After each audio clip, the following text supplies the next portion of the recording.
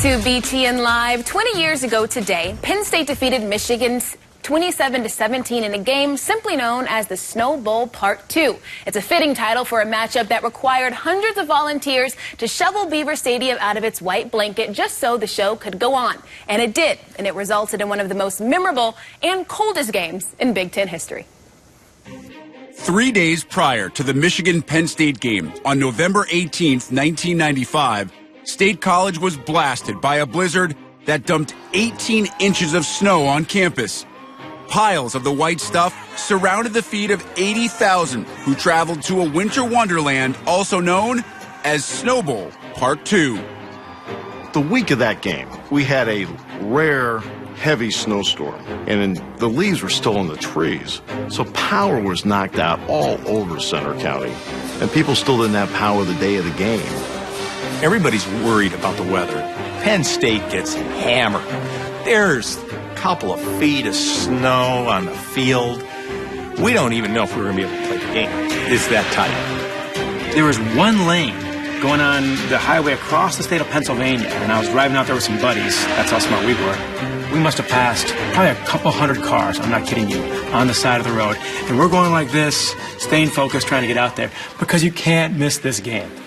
I can't recall a snowfall like that before a game like that at Beaver Stadium, and there hasn't been one since.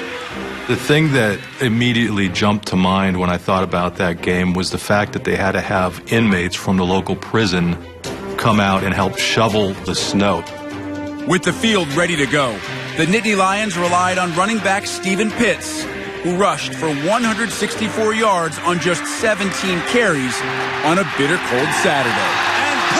It. Down at the 7-yard line. Penn State's MVP does it again.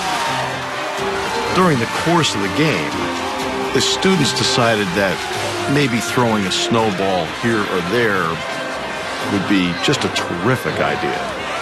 And despite repeated warnings from the public address announcer, which I think egged them on even more, they kept throwing them, and at one point Mercury Hayes took a snowball in the face. And into a pile of snow and some flying missiles, and Hayes is hit in the face.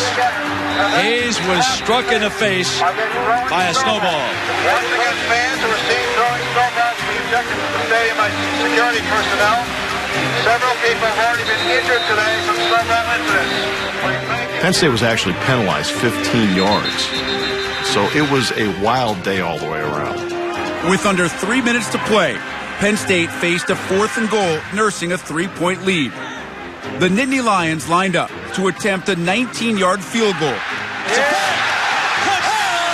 State! Joe Nastasi. Only the head coach can call that one. To win that sort of a game on a trick play, it was kind of a fitting topper at the end of what had been a crazy week and a crazy day.